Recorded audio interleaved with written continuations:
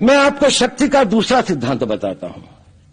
मुझे नहीं मालूम कि यह सिद्धांत मुझे बताना चाहिए या नहीं, मुझे यह भी नहीं मालूम कि यह सही है या नहीं, लेकिन क्योंकि मैं इसको मानता हूं और मुझे मालूम है कि इसके बारे में कई लोग जिनके हायर मॉरल वैल्यूज हैं शायद न भी समझते हो या न भी वो रखते हो, लेकिन एक मेरा विचार है, चाहे तो इस पर विचार करें।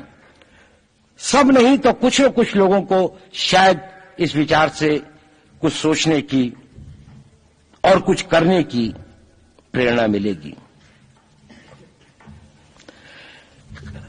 इतिहास दुनिया की सबसे बड़ी अदालत है, इससे बड़ी अदालत कोई नहीं है।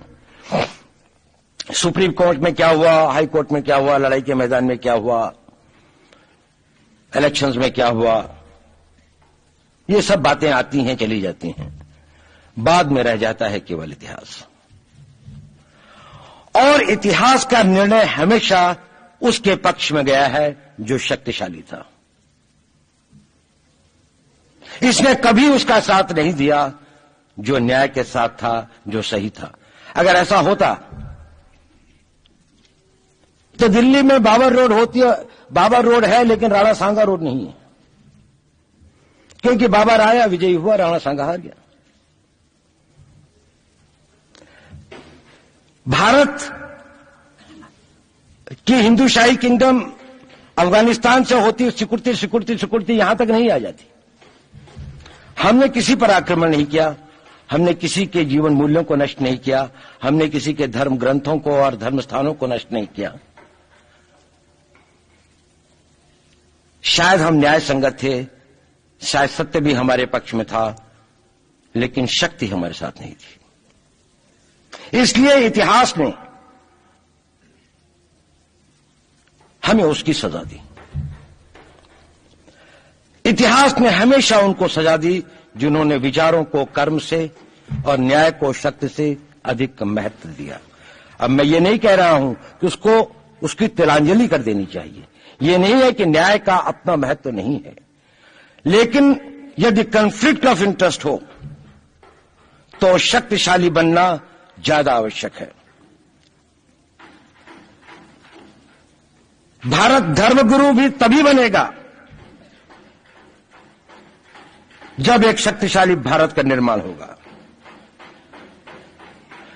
जिन लोगों ने भारत के ऊपर आक्रमण किया, भारत के ऊपर राज किया, इस प्रकार से राज किया कि राज करते वक्त, जाते वक्त अपने गुलामों से कह दिया कि तुम राज कर लो, हम तो जा रहे हैं, तो यहां पर गुलाम वंश भी बन गया। अगर हम लड़ाई के वॉरफेयर के उसूलों से देखें कि किसी भी राष्ट्र की जो कॉम्प्रिहेंसिव स्टेट पावर होती है, किन चीजों से वो लड़ाई लड़ता है, जिसको हम कहते हैं कि ये शक्तिशाली है, दूसरा शक्तिशाली नहीं है, क्या वो अव्यय होते हैं उसके, क्या घटक होते हैं उसके। तो भारत के पास जनशक्ति, धन शक्ति, ज्ञान की शक्ति, टेक्नोलॉजी की शक्ति, और जिन लोगों ने आक्रमण किया उनकी शक्ति को अगर हम ये देखें तो शायद 1 और 1000 का अनुपात भी नहीं होता। लेकिन उसके बाद भी हम वो नहीं कर पाए। और ये प्रश्न भी किसी ने पूछा, उस पर मैं आऊंगा बाद में। निवेदिता जी ने उसका बहुत अधिक उत्तर दिया, बहुत अच्छा उत्तर दिया था कि क्या कारण है, किसके कारण भी हम लोग इस लड़ाई में इतिहास ने हमारा साथ या हमारे पक्ष में न्याय नहीं दिया। क्या कारण है कि कश्मीर में हम लड़ रहे हैं, जिन्होंने हमारे ऊपर आक्रमण हो रहा है, हमारे ऊपर बाहर से लोग आकर वायलेशन हमारे बॉर्डर का करते हैं, इन्फिल्ट्रेटर्स हमारे यहां आते हैं, जबकि पूरा का पूरा कश्मीर भारत का भाग है, अभिन्न भाग है। कानून के अनुसार वहां के राजा ने यह हस्ताक्षर किए, हमें दिया।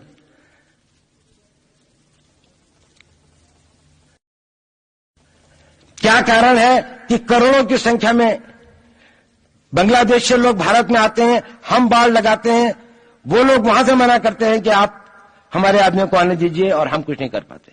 और भारत में 2 करोड़ नागरिक रहते हैं। हम हर एयरपोर्ट के ऊपर में इमिग्रेशन की चेक पोस्ट लगाते हैं कि कहीं पर कोई एक आदमी बिना पासपोर्ट के या बिना वीजा के भारत में प्रवेश न कर जाए। यहां पर लाखों की संख्या में, करोड़ों की संख्या में लोग आते हैं। सुप्रीम कोर्ट भी ये वो करता है कि जिन लोगों ने जो इसके लिए जिम्मेदार हैं, उन्होंने जो काम किया है वो भारत के ऊपर आक्रमण के बराबर काम किया है। और वही सरकार उस सुप्रीम कोर्ट के 25 जुलाई 2005 के निर्णय के 3 दिन के अंदर में एक नया अध्यादेश जारी करके उन सारे के सारे कानूनों को फॉरेनर्स एक्ट के अंदर में इनकॉर्पोरेट कर लेती है, क्योंकि जो वो IMDT एक्ट था उसको सुप्रीम कोर्ट ने नल एंड वॉइड कर दिया।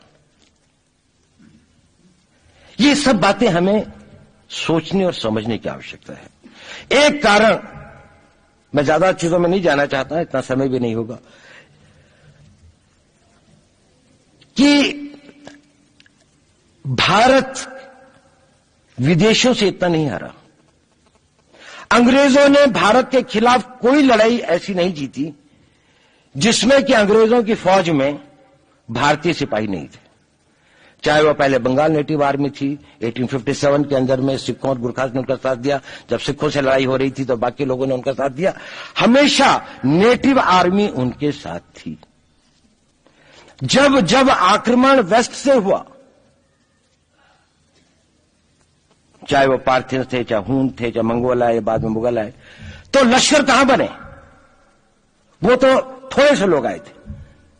लश्कर बने काबुल में, जिस वक्त तो इस्लामाइज भी नहीं हुआ था, लाहौर में, सरहंद में। हिंदुस्तानियों को हराया है तो हमेशा हिंदुस्तान के लोगों ने साथ नहीं दिया देश का। और दर्द है तो केवल इसी बात का। भारत के इतिहास में अगर दर्द केवल इस बात का नहीं है कि विदेशियों ने हमारे साथ क्या किया, उनका तो हम मुकाबला कर लेते। दुख इस बात का था कि हमारे सभी लोगों ने साथ नहीं निभाया और साथ नहीं दिया। और इसकी फीलिंग आज भी मुझे इस देश में होती है। और भारत को आंतरिक बाह्य शक्तियों से जो सबसे बड़ा खतरा है, वो खतरा इस बात का है कि हमारे अपने लोग ही कहीं राष्ट्र की सुरक्षा, राष्ट्र की अस्मिता, राष्ट्र के गौरव का सौदा न कर बैठे, अपने आज के सुख के लिए अपने भविष्य को अंधकारमय न कर दें। और इसके लिए जो जागरूकता चाहिए, इसके लिए जो ताकत पैदा करनी है, वो ताकत केवल समाज के अंदर भी पैदा की जा सकती है। उसको केवल आप लोग कर सकते हैं। वो केवल आज की युवा शक्ति ही कर सकती है।